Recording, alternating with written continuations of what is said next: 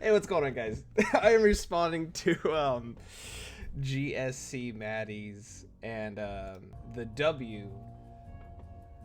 So GSC Maddie and the W's podcast here, the Renegade Scholars podcast, talk about sports. They talk about mostly sports and movies. You're usually split it nice down the middle, but I'm responding to the Batman. It's a big movie. I'm sure you've heard of it. A lot of people love it. Some people hate it. I'm just here to share my takes here. Listening to their podcasts, and I don't think I've ever heard the W and Maddie agree so hard, really, on the same topic so much. Like, I mean, sometimes they agree on movies and stuff, but it was just, the movie's good.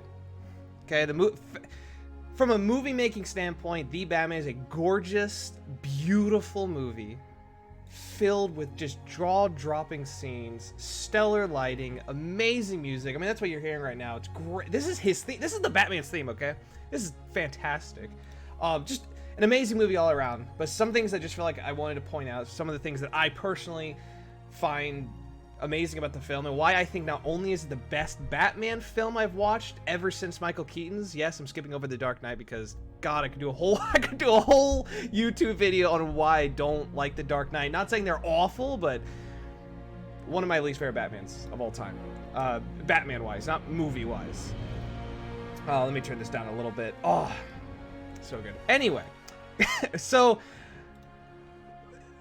hands down, Robert Pattinson has the scariest, most intimidating Batman I've ever seen on film, ever. Especially live action. I mean, we could talk about Mask of Phantasm in the animated series, but as far as live action Batmans go, this is the most intimidating, most just his presence in those rooms. When he walked in on at the beginning after the Riddler's murder scene, and just his presence in that room, he didn't need to speak. When other Batmans stand in the room and they're just kind of like sitting there and looking at you, Christian Bale, he just looks goofy sometimes. Robert Pattinson doesn't have that. He just looks intimidating. You don't want to mess with this guy. But one of the things I love about this Batman, one of my favorite takes, one of my favorite things I just love, is this is the best detective Batman we have ever gotten live action. When it comes to being a detective, which is what Batman is, by the way, if you don't know, he is a detective. First appeared in the Detective comics. Rarely do we see him really be a detective in a lot of the movies. A lot of time the movie just the writing hands him answers, or other characters, Christian Bale, Batman, not really Bale, but I'm using that Nolan, not Batman, Nolan. But anyway, he gets handed answers from other people. And this one, Alfred does assist him and help him, but he really comes to the answers on his own through his own logic and processing of the information. And it's not just blowing through walls and aggressively showing up all the time to beat some bad guys and then leave and then pout for a few years and then come back. It's like, no, this Batman is exhausted. He spends every waking hour trying to focus so much on what he's doing here, trying to solve these crimes. And I know I'm exhausted, by the way. I've just came off a double shift, so I'm sorry if I'm not really fully explaining my reasoning here. But one of the best scenes was at the beginning of the movie when he walks in. By the way, just the footsteps of this Batman is freaking intimidating and amazing. Just the way the sound worked and the lighting and everything. But when he beats a bunch of thugs, he beats the crap out of them to save this guy. Afterwards, you're just sitting there in the theater like, oh my gosh, that was such a great action sequence. Which I'm about to get on the action sequences, why I think this is actually some of the best action sequences in the live action Batman I've ever seen too. But that's not the point here. Right here is right after he beats them up, the civilian himself is like, please don't hurt me. That was such a powerful scene where the civilian who just got saved is looking at Batman saying, please don't hurt me. Contrasted to the very end of the movie, he is a beacon of hope to these people. He is down there in the water saving those who were once afraid of him. Just the very sight of him are now reaching for him for safety, who need him, who desire for Batman to be there to protect them. Something that we really don't get a lot of in other Batmans. Also, the action sequences, beautifully done. We get some wide shots. Especially with like Marvel movies and the Christopher Nolan Batman movies, a lot of the action sequences are just quick cut. He's just kind of going like this, and it's just cutting all over the place. It's like, can you zoom out the camera a bit and let me watch this fight scene take place? But we don't get that. We do get that, and the Batman, and it is fabulous. Michael Reeves, I think that's his name. I'm exhausted. Please correct me if I'm wrong, but he did an absolutely amazing job on the action sequences. We get some zoom out. We actually get a few kind of mid shots. I don't want to call them long shots. But they're definitely not short. He goes in there and you see the whole action play out. It goes from one thug to the next, and you seeing all the movements. There's no fancy camera work or editing here. It is beautiful. I'm already at 6 minutes, so I gotta kind of wrap this up here soon. I don't want you guys to spend too much time on this. Car chase scene was absolutely fantastic. Also, recognize the fact that Batman did no damage. The Penguin did all the damage during that action sequence. Something interesting that you should pay attention next time you watch it. The Batman, Robert Pattinson's Batman, does very little to no damage to anybody or anything during all of his crime fighting. Something that in The Dark Knight we definitely don't see. We see constant damage and destruction from this Batman all over the place, which is why I think a lot of people like it. I'm not trying to hate. I know I'm using that as comparison because everyone's comparing Christopher Nolan to this one. That's why I'm using it as an example. I'm not trying to hate on it, but that is why I like this one better. We see a much more grounded Batman. He's only 2 years in to being Batman. This is year 2 Batman.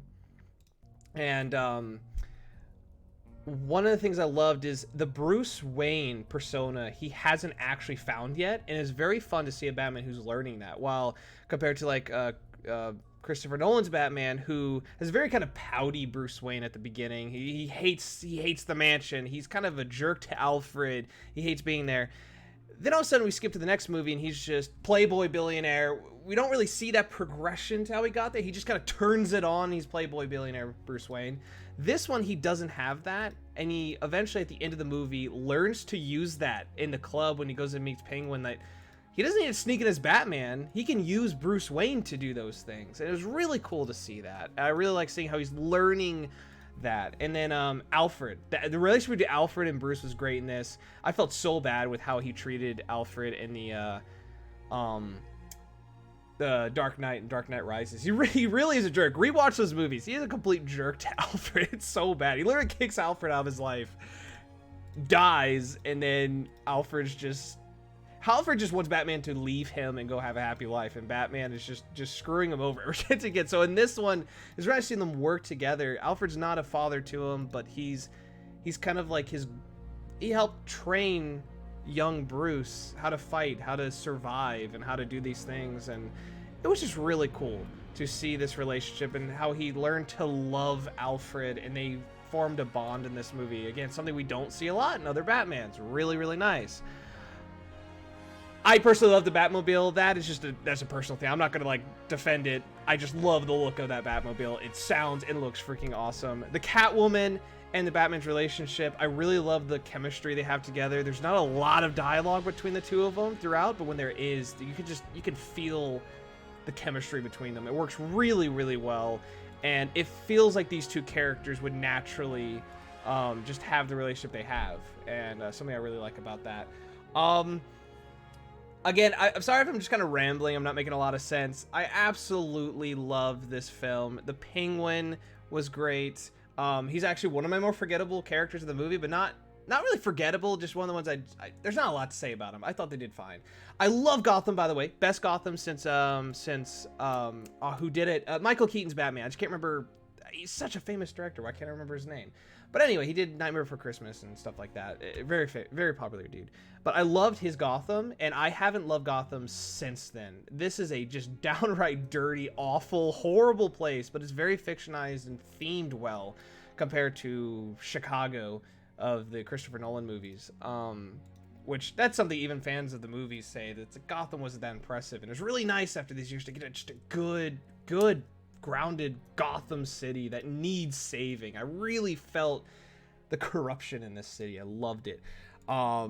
Love the action sequences, love the music, love the progression from the beginning of the movie to the end, just the way that civilians and people look to him. And he learns at the end of the movie he doesn't need to be vengeance, he doesn't need to be the Dark Knight.